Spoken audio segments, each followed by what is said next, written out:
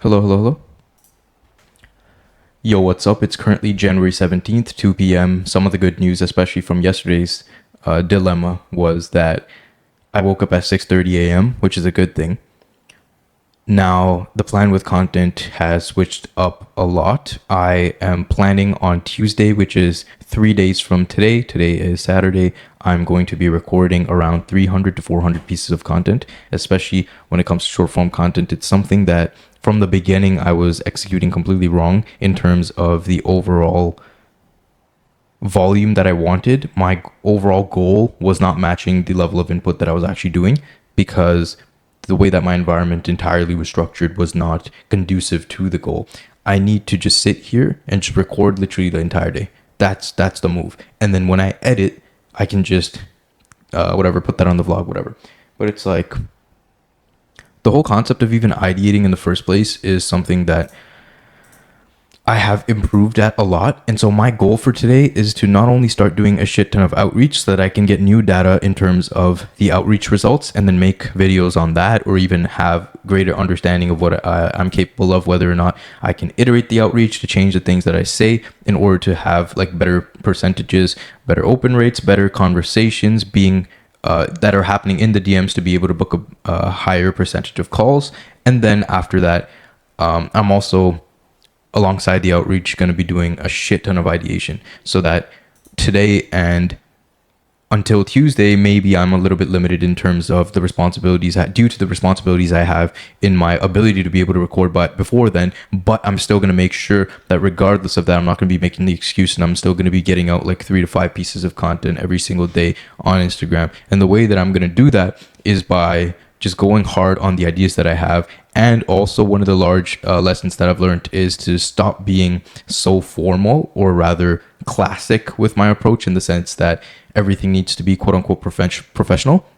Instead, I need to be more human and more fun in a sense, and I need to be more of me in a sense. I mean, when we look at the guys like Nick Setting, who is known for creating the Miro board videos on Instagram, or we look at a guy like Devin Jatho, or the insurance salesperson that's been going very viral recently, Giuliano Massarelli. Basically, all these guys, the thing that makes them stand out is that they have one staple of a style of content.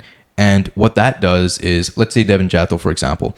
Devin Jatho, let's say, found the best editors in the world, obviously with his entire hiring process. And then he had one of his editors create his style of captions and create his overall specific staple or style. And then he gives everybody else that is in his program his style of captions and his overall video style as well. And so let's say that the total addressable market is 100,000 people. And Devin Jatho initially with his content reached 30% of that market. The people that copy him, which are not only the people in Devin Jatho's program, but the people in Devin Jatho's program, some of them also run content agencies, and they, to their clients, also push the same Devin Jatho style, therefore exponentially boosting the amount of people that copy him. And then when it comes to Nick Setting's case, it's like the market rewards what works. And so obviously people want to copy what works because the Miro board video on Instagram works. But everybody knows who the creator of that is. And everybody will eventually always return to the source. So once again, let's address the TAM example, the total addressable market example when it comes to Devin Jatho. 100,000 is for this example, is a total addressable market. Devin Jatho originally with his content, with the style, captures 30% of that market. Then we have his copycats capturing another 30% of the market, which he was not initially able to capture. Now, out of that 30% that his copycats are capturing, of course they're making profit because of that. Of course they're making money because of that. But they give another 20% or another 30% extra share back to Devin Jatho. And why is that? It's because people see the captions, they see the style of Devin Jatho's that he pushes in his program, which is his style, and they always return back to the source because they know where it comes from, and they want that. They want a slice of the market and a slice of what is making everybody in his network a shit ton of money, which is his style.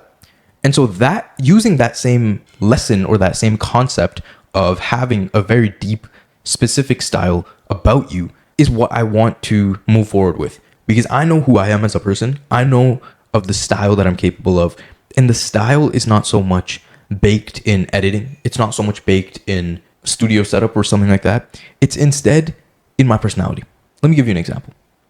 One of the videos that is rather unconventional is a Miro video in which I explain the engagement, how engagement and watch time on videos, according to the CEO of Instagram, Adam Mosseri, can increase the views of your video. Sounds quite boring, right? I started off by saying, here's how you can afford a BBL for your girlfriend. Full switch. You're like, what the fuck is going on?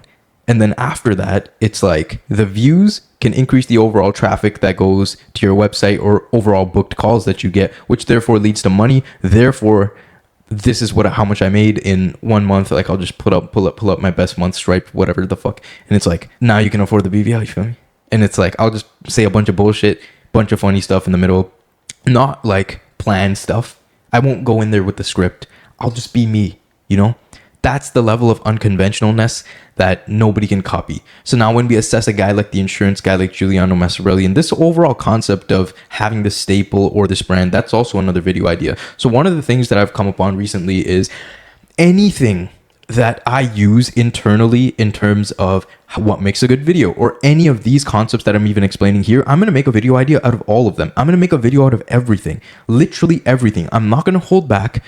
My entire business is not built upon systems. It's built upon deliverables. It's built upon videos that we make for the client, right? So I have a very few amount of systems. I barely have any documents or SOPs.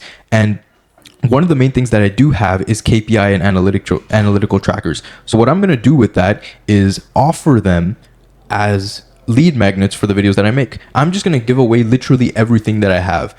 And with that being said, there are literally so many pillars, even the ones that I've explained before. There's simplicity. There's using using you and your instead of other pronouns and the, which helps you personalize your content more. There's talking about narrow problems, and that one specifically came from Devin Jatho, and so it's like I can leverage his credibility. There is making a good hook. What does that actually mean? Everyone talks about it, and saying these things in a more fun way, in my type of way that cannot be copied by other people, is really the move. And applying that pressure over and over again in a way that people have never seen before, and going hard in terms of volume, is really what my goal is.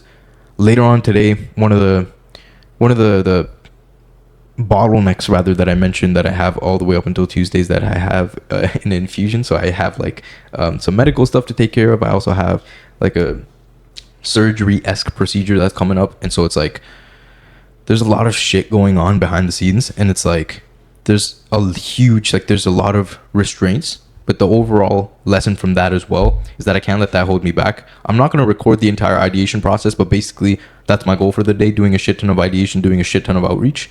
And overall, I'm going to track the data that I get from that. I'm going to distill those lessons down here. And with that being said, peace. Okay, sweet.